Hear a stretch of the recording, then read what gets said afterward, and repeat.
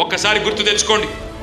ఇదే కుకట్పల్లిలో ఆనాడు కేసీఆర్ గారు ముఖ్యమంత్రి కాకముందు మంచినీళ్ళకి ఎన్ని తిప్పలుంటుండే ఒక్కసారి గుర్తు తెచ్చుకోండి. ట్యాంకర్లు, బిందెల ప్రదర్శనలు, ఎండాకాలం వచ్చిందంటే జలమండలి ముందు ఖాళీ కుండలు, ఖాళీ బిందెలతోని మా ఆడబిడ్డలు పోయి ఆనాడు పీజేఆర్ గారి నాయకత్వంలో ధర్నాలు చేసిన దుస్థితి ఉండేనా లేదా ఒక్కసారి గుర్తు తెచ్చుకోండి.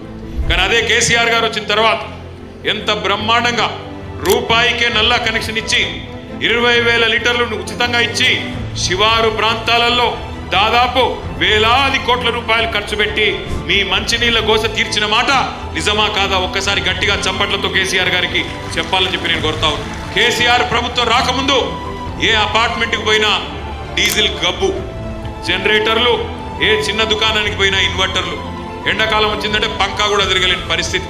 కానీ అదే కేసీఆర్ ప్రభుత్వం వచ్చినాక సంవత్సరం తిరగకుండానే 24 గంటల కరెంట్ ఇచ్చిన మాట వాస్తవమా కాదా?